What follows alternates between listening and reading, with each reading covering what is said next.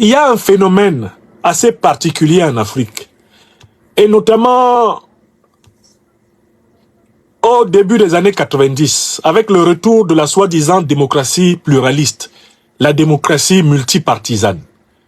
Ce phénomène qui a très tôt attiré mon attention, je l'ai appelé le phénomène des milliardaires administratifs. Des Africaines et des Africains inconnus au bataillon de la production des richesses qui du jour au lendemain se propulsent devant l'opinion nationale, continentale et internationale comme étant des milliardaires. Des hommes d'affaires prospères qui ont poussé soudain comme des champignons par un processus littéralement de surgissement, de jaillissement spontané. Une génération spontanée de Richard qu'on n'a pas connu dans les années 80, ni dans les années 60, ni dans les années 70. Car ils étaient inconnus au bataillon de la production des richesses.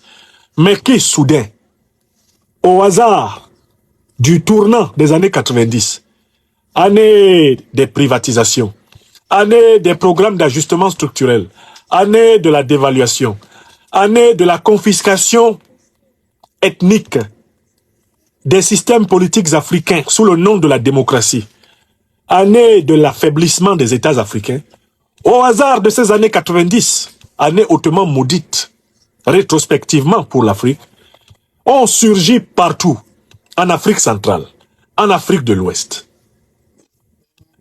Des milliardaires si vite, des milliardaires miraculeux. Tout d'un coup, des individus se sont affichés dans la place financière, dans la place industrielle, dans la place commerciale des pays africains, qui soudain dans leurs comptes bancaires détenaient des centaines de milliards. Et la question qui se pose, depuis cette époque jusqu'à maintenant, c'est celle du mode de constitution de ces fortunes subites. Le phénomène du milliardaire administratif, je l'ai particulièrement étudié dans mon pays natal, le Cameroun. Notamment à l'occasion du scandale d'une de ces productions spontanées, de la barbarie économique des États voyous, des dictatures. À savoir un homme d'affaires qui croupit actuellement en prison au Cameroun et qui passait pour un golden boy du monde des affaires. Je pense, et je cite nommément l'homme d'affaires Amougou Belinga, dont vous avez probablement entendu parler pour ceux qui sont intéressés à l'actualité politique et économique camerounaise de ces 10 dernières années. Voilà un monsieur, toutes les années 60, inconnu au bataillon de la production des richesses. Toutes les années 70, inconnu au bataillon de la production des richesses. Toutes les années 90, inconnu au toutes les années 80, inconnu au bataillon de la production des richesses. Pratiquement toutes les années 90, inconnu au bataillon de la production des richesses. Subitement, à l'orée des années 2000, le type est bombardé milliardaire. Et on a très vite découvert qu'il s'agissait de bénéficiaires de marchés de gré à gré, de financements tirés des fonds publics camerounais et qui lui ont permis de constituer une fortune personnelle illégitime, énorme, et de constituer des groupes de presse par-ci, groupes commerciaux par-là, parfois même des banques. Et ce phénomène que j'ai observé au Cameroun et qui m'a permis d'élaborer pour Amougou Belinga le concept de milliardaire administratif, parce que lui, c'est l'argent public de l'État du Cameroun qui lui a été alloué frauduleusement dans le cadre de marché de gré à gré, dans le cadre d'octroi de fonds de souveraineté de l'État. C'est avec cela que cet homme-là s'est présenté devant les Camerounaises et les Camerounais et dans toute l'Afrique centrale comme un homme d'affaires prospère, alors qu'il n'a jamais gagné le capital avec lequel il a fait les affaires. Mieux, on n'est même pas passé par une banque commerciale pour lui prêter cet argent. Ce sont les fonds publics. Bon. Je tenais à vous donner cet exemple pour vous mettre en état de comprendre qui est Patrice Talon. Parce que dans la crise qui oppose le régime de Patrice Talon au peuple béninois et au peuple nigérien, tout comme aux autorités nigériennes, j'ai été frappé d'un phénomène qui m'a amené à investiguer un peu plus sur l'homme Talon. Je vais vous le dire. Le phénomène qui m'a frappé, c'est le refus de Patrice Talon d'appliquer les accords commerciaux qu'il a signés avec le Niger, en ses qualités de président de la République du Bénin, chef de l'État. Et notamment, ce qui m'a littéralement alerté, c'est le fait que Talon faisait tout pour que le Niger ne soit pas en capacité de contrôler la quantité réelle de pétrole exporté à travers le pipeline qui va de Koulélé à Sémé. Je me suis demandé, mais pourquoi Talon fait-il tout pour qu'il n'y ait pas de Nigériens au comptage du nombre de barils sortis du sol nigérien? Parce que le seul endroit où Talon est devenu intraitable, c'est quand des inspecteurs nigériens sont venus à Sémé pour compter la quantité de pétrole nigérien qui est exporté. Je me suis demandé, mais qu'est-ce qui dérange Talon dans le fait que le Niger s'assure de la quantité de son pétrole qui est exporté? Alors, je me suis dit, mais en fait, qu'est-ce qui se passe si les Nigériens ne sont pas à Sémé et que le robinet du pipeline Koulélé Sémé, ce robinet est toujours ouvert? Qu'est-ce qui se passe? Alors, il se passe que la quantité de pétrole qui va sortir du robinet, qui va partir au marché international, sera connue par qui? À tout prendre, elle sera connue par l'entreprise chinoise CNPC et sa boîte sous-traitante WAPCO, et elle sera connue par Patrice Talon. Ça veut dire que le Niger, selon la stratégie de Talon, ne devrait pas savoir, il devrait être le seul à ne pas savoir quelle est la quantité de son pétrole qui est exporté à l'étranger. Dans ces conditions, le Niger serait donc en situation de pouvoir se faire voler. Talon serait en capacité, dans ces conditions, de procéder à des exploitations et à des exportations frauduleuses du pétrole du Niger. D'autant plus que c'est lui seul qui empêche les inspecteurs nigériens de contrôler la quantité réelle de leur pétrole qui sort au terminal océanique de Sémé-Poyi. La Chine ne s'y est pas opposée, car la Chine a bel et bien signé un accord qui prévoyait que les quantités soient surveillées par les trois parties prenantes de l'affaire. L'État nigérien, l'État béninois et l'État chinois à travers le groupe CNPC et l'entreprise locale chinoise WAPCO. Alors, à partir du moment où j'ai constaté que Talon voulait empêcher les Nigériens de connaître la quantité réelle du pétrole sorti de leur sol et qui allait vers le marché international, j'ai compris que Talon était un voleur potentiel. Je me suis donc dit, il est donc possible, en menant une enquête, en remontant qui est Talon, en essayant de savoir comment cet homme, d'ailleurs, dont on nous dit qu'il était un homme d'affaires prospère, comment cet homme est-il devenu un homme d'affaires prospère, on pourrait retrouver à l'origine même de la prospérité de Talon un véritable braquage, comparable à celui qu'il veut perpétrer contre le Niger à Sémé-Poyi. Je me suis donc fait cette hypothèse. Et me faisant cette hypothèse, je me suis mis à chercher lorsque je suis tombé sur un témoignage incroyable d'un citoyen béninois qui connaît Talon comme sa propre poche. Un témoignage qui date de 2016. Il est de monsieur Martin Rodriguez. Martin Rodriguez.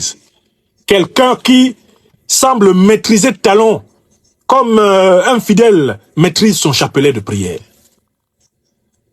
Sans plus tarder, nous allons donner la parole à monsieur Martin Rodriguez afin qu'il nous dise comment, de son point de vue, Talon a constitué sa capitalisation primordiale. D'où viennent les milliards de Talon? Vous allez apprendre des choses abominables. Vous allez apprendre des choses terribles. Et vous allez mieux comprendre pourquoi Talon voulait voler le pétrole nigérien. Vous allez comprendre que chez lui, c'est une habitude. Il a l'habitude de mettre la main sur ce qui ne lui appartient pas. Il a l'habitude de s'accaparer des choses publiques des peuples. Et cette habitude n'a pas commencé avec le pétrole du Niger. Ça a commencé avec l'argent public du Bénin. De telle façon qu'étudier les conditions de la constitution de la fortune de Patrice Talon conduirait au plus grand scandale de l'histoire économique du Bénin et sans doute à l'un des plus grands scandales de l'histoire économique africaine au XXIe siècle. Je recommence. Étudier les conditions de la constitution de la fortune de M. Patrice Talon, l'actuel chef de l'État, président de la République du Bénin, conduirait, j'en suis convaincu, à la reconstitution du plus grand scandale financier, économique de l'histoire de la République du Bénin. Et cela conduirait peut-être à la reconstitution de l'un des plus grands scandales financiers, économiques et politiques qui ait jamais eu lieu dans toute l'Afrique. Sans plus tarder, donnons la parole à un sachant qui m'a permis de comprendre pourquoi Talon veut mettre la main sur le pétrole nigérien. Pourquoi chez lui c'est naturel de mettre le grappin sur ce qui ne lui appartient pas. D'où cela lui vient-il? En réalité, c'est son habitude. Ce n'est pas nouveau, c'est comme ça qu'il s'est comporté au Bénin. Et voilà pourquoi on comprend sa propension à se comporter comme le propriétaire du Bénin. Oui. Parce qu'en fait, il a pris l'habitude de mettre la main sur tout ce qui est public au Bénin et d'en faire quelque chose de personnel. Donnons la parole à M. Martin Rodriguez, que je salue. D'abord pour le courage de sa révélation et pour la patience avec laquelle il a énoncé des affirmations pour lesquelles il a affirmé sa capacité de démonstration et la détention des preuves. Donnons la parole à M. Rodriguez. La vidéo de M. Rodriguez se trouve, dans laquelle M. Rodriguez parle, se trouve sur elle se trouve sur YouTube, sous le titre « Conférence de presse de M. Martin Rodriguez ». Que je connais personnellement. Je lui donne la parole là. Il est acteur économique majeur au Bénin. Voilà. Très bien. Allez-y, M. Rodriguez, vous pouvez parler. Je viens sur la question de M. Patrice Talon, que je connais personnellement. Il est acteur économique majeur au Bénin.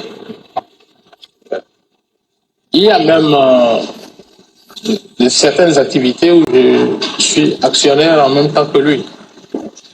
Le Novotel, je suis actionnaire minoritaire là-bas, il est actionnaire majoritaire. Ici, on est propriétaire à 100%. Écoutez bien. Nous sommes dans le secteur du coton ensemble. Rodriguez. J'ai vu agir Patrice Talon. Oui. Et nous nous battons depuis 18 ans. Notre bagarre ne vient pas à l'occasion des élections de 2016. Je suis propriétaire de l'usine de coton, la plus grosse usine de coton du continent africain. J'étais vendeur des usines. Je représentais le groupe Continental Eagle Corporation aux États-Unis. Nous vendions les usines en Afrique et nous avions choisi à l'époque d'installer la meilleure de toutes les usines. On l'a installée au Bénin, dans le nord du Bénin. Nous avons une seule usine. Pour faire court, Patrice Talon en a 15. Nous avons construit notre usine avec des financements privés. Ouais. Patrice Talon n'a construit aucune usine. Ces 3 premières usines qu'il a eues dans les années 90, nous avons les documents, nous avons la preuve. C'est l'État du Bénin qui a financé l'achat des équipements, l'installation des usines. Mon Dieu. La Sonapra en son temps. Et par une alchimie dont lui seul a le secret, il s'est réveillé un matin, on l'a supplié, on lui a remis les 3 usines. Mon Dieu! Il est devenu un milliardaire par décret.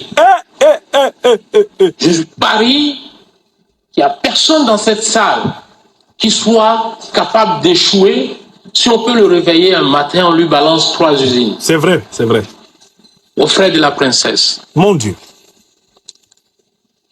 Ce dossier est resté sans suite dans les années 80. Dans les années 2000, le général Mathieu Kérékou a lancé une opération d'investigation. Écoutez bien. Qui a abouti à un préjudice de 200 milliards. que l'État béninois a subi au profit de Patrice Talon. Mon Dieu. Et quand on a envoyé chercher Patrice Talon, il a fait le mur. Il a escaladé le mur. Vous voyez, il est très habile. Hein? Astaghfirullah. Il a fait le mur, il est parti à Paris. Il a sauté un mur. Il a disparu pendant 6 mois. Comme Ouattara. 6 mois après, sur intervention, il est revenu au Bénin. Merde. Il a repris du service.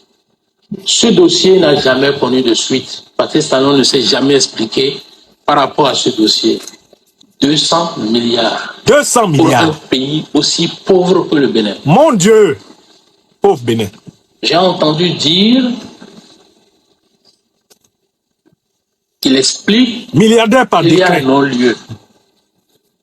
Ce n'est pas que des criminels qui sont en prison. Et tous ceux qui sont en liberté ne sont pas innocents. Astaghfirullah. La justice, si vous avez de bons avocats, vous pouvez toujours vous sortir des griffes de la justice. Je parle de questions morales. Ça, c'est ma position par rapport à ce dossier. Je vous donne un autre exemple. Oui. J'ai les documents. Parlez, Les parlez. journalistes qui veulent, je peux vous en distribuer si vous voulez. Très bien, À la monsieur fin. Rodriguez. Allez-y. Je vous donne un autre exemple. Ouais. Je reviens toujours à ma dernière interview que j'ai faite à New York avec Canal 3.